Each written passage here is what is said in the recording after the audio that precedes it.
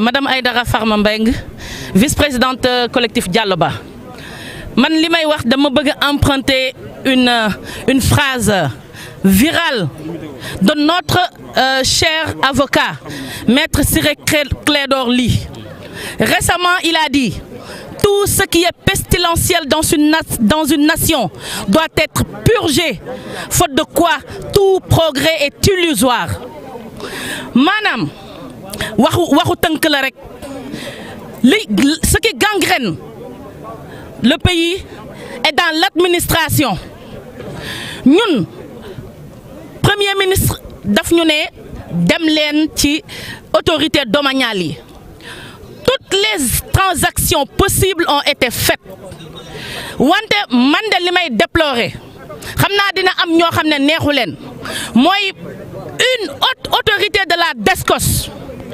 bi nga xamante ne dafa jàkkaarlool 18 représentants de la cité Chérif Abdoulaye Thiaw Laye muy représentation de 3500 familles mu xool ñu ci bët ñuy wax ak moom mu ne ñu yéen ñii tekkiwu leen dara maanaam dama ko tënk tekkiwu leen dara bi mooy yéen ñii ay sénégalais ngeen li ngeen di laaj autorité yi leen yabal ci ñun man damay jàpp ni Sonko moo ñu yabal ci moom mais dafa ne autorité yi leen yabal ci ñun yi mu ñoo leen gën a xam ni ñoom joxe nañu li ñu leen di laaj ñiin moo ko wax devant 18 personnes représentant nos 3500 familles. Pourquoi cette autorité-là bi nga xam ne moo nekk ci commission technique domaniale am fit wax loolu lan moo ko waral man dama naan une personne qui a parlé au nom de l'administration, c'est toute l'administration qui a parlé. Kon loolu ça doit être corrigé. En tout cas 3500 familles cité Chérif Abdoulaye Thiaw Laye duñu bàyyi kenn jël suñu benn tarfatal ay ni ci suuf ne dañ koy jox keneen. Donc moom bu ñu xoolee sans yërmande dans le blanc de l'œil froidement, il nous dit yéen ñi vous allez être fait comme on a fait avec les autres de la BOA, de l'écogène, hangar du pèlerin. Mais loolu lu muy signifier? Est-ce que ñun dañoo nekk ci zone militaire bañ ñuy teggi? Est-ce que ñun ay milliardaires lañu yu sàcc alalu réew mi expolier ay baadoola? Nous sommes des badoola, mais nous sommes fiers, nous sommes dignes. Lépp lu ñu am dañ ko ñàkk à la sueur de notre front. Kon ñun dañuy laaj commission domaniale boobu nañu dimbali Ousmane Sonko, nañu dimbali président de la République. Ñoom am nañ yërmande ci askan wi. Waaye pour terminer, je reprends, cher avocat, Maître Ciré Clédor Ly. Vous savez que la cité Chérif Abdoulaye Thiaw Laye que vous avez accompagné pendant plus d'une décennie, dans notre dossier, nous ne sommes pas des fantômes. Vous nous avez accompagnés à la direction des impôts et domaines. J'étais présente ce jour-là. Et vous aviez apprécié mes allégations. Comme je vous demande, cher maître, à la robe, au caftan blanc, à la barbe blanche, aux cheveux blancs, reconnu mondialement, Maître Ciré Clédor Ly, on vous appelle, élevez votre voix. Man dama sonn comme toutes les autres femmes. Te lii dañ ko ñàkk. Colonel de la DSCOS, Monsieur Ousmane Ba, Amadou Ba, je vous interpelle, lii dañ ko ñàkk. Bu ñu àtte ñàkkal. Lii c'est une décision administrative, instruction de monsieur le ministre, monsieur le premier ministre. Kooku boo defulee li mu wax c'est de l'insubordination. Yaa ko bëggul def. Pourquoi xamuñu? Est-ce que yow sa insubordination bi ngay def noonu da nga ko bëgg a wàll le directeur des impôts et domaines? Est-ce que da nga ko bëgg a wàll le directeur du cadastre? Est-ce que da nga ko bëgg a wàll tous les agents des services domaniaux? On ne sait pas, mais c'est là notre inquiétude. Jàppaleen Yàlla ngeen xam ne da ngeen di dee. Wallahi. Yàlla am na, bàmmeel am na, bés penc am na, te suuf ngeen di sàngoo. Yërëm leen jaami Yàlla yi sonn nañu. Ousmane Ba colonel de la DSCOS man madame Aïdara monsieur Amadou Ba man maay wax ak yow ngir yàlla keroog ba ma jógee ci sa bureau boobu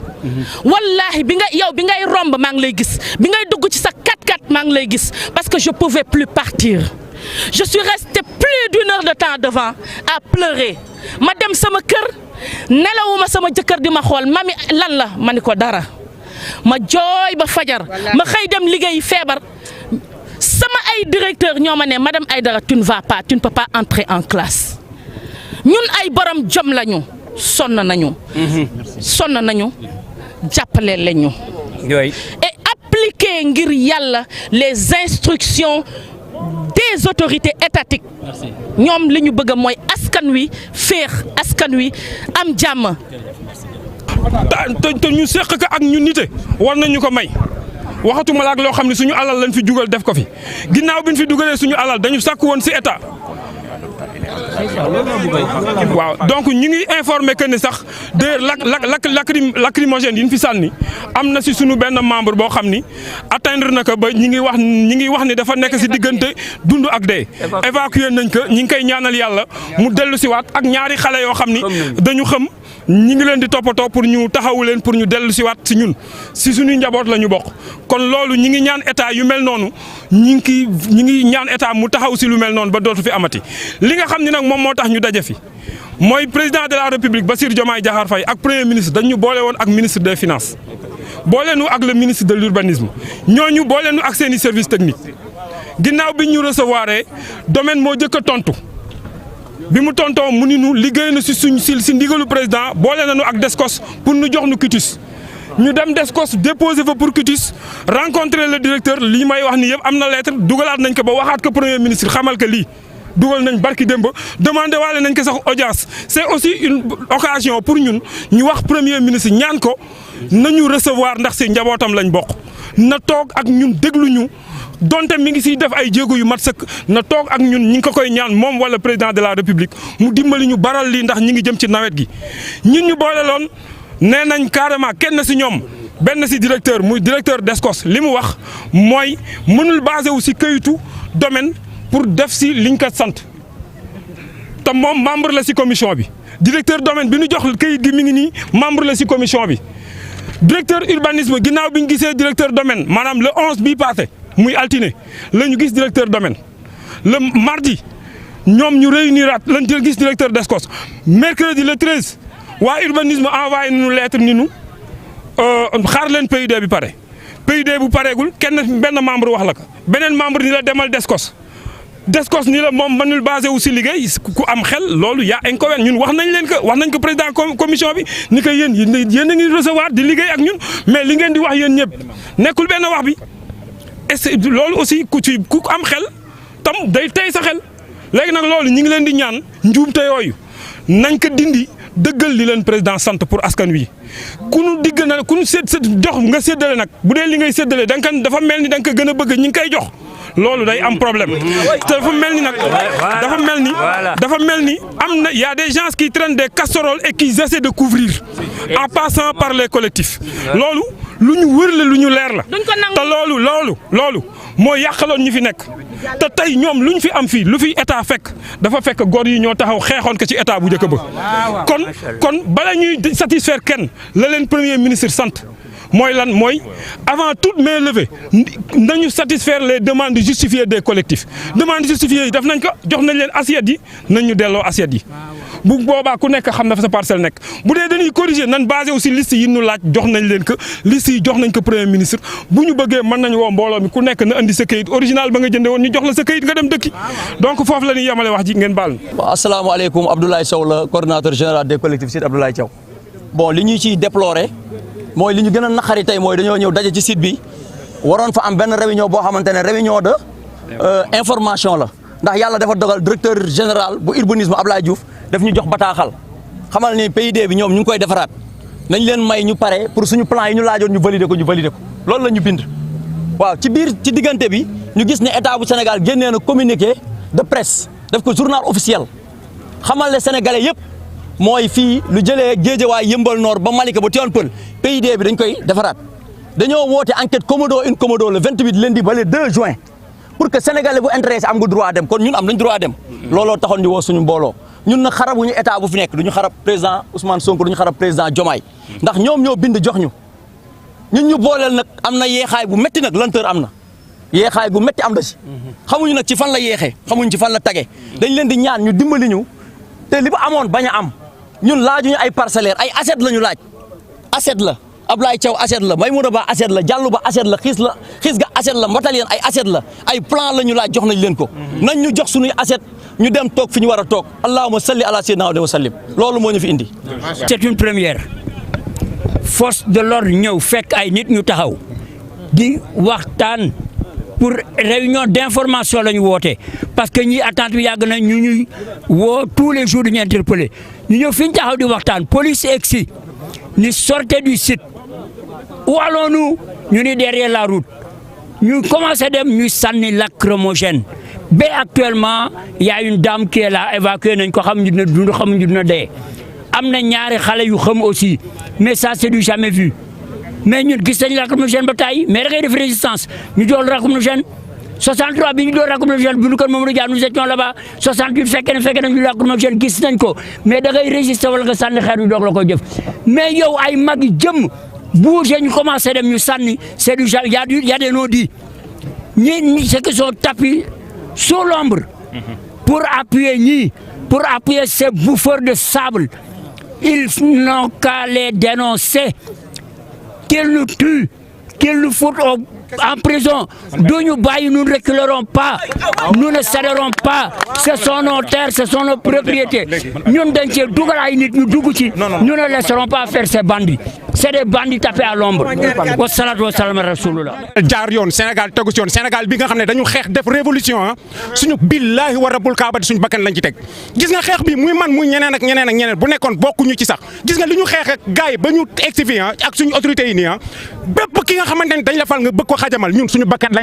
lañu taxaw pour jox la ko pour Sénégal jaar yoon muy man muy ñeneen ak ñeneen ñi fa xeexoon suñu bakkan lañ ciy teg yéen a ngi dégg baalu ma expliqué wasalaamaaleykum wa rahmatullah.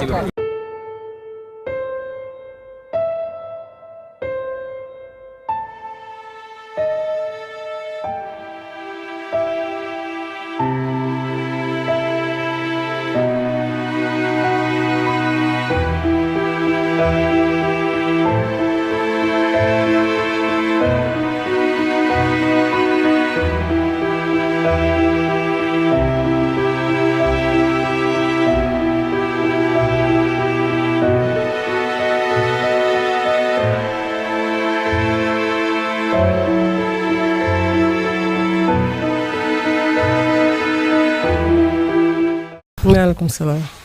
maire li ñu gis tey mooy regroupement des collectifs de cité Siré Abdoulaye Thiaw Laye bëggoon def seen point de presse ci cité bi pour dénoncer lenteur bi ak yi ne ci biir waaye ñu jëlee leen fa ci ay lacrymogène policier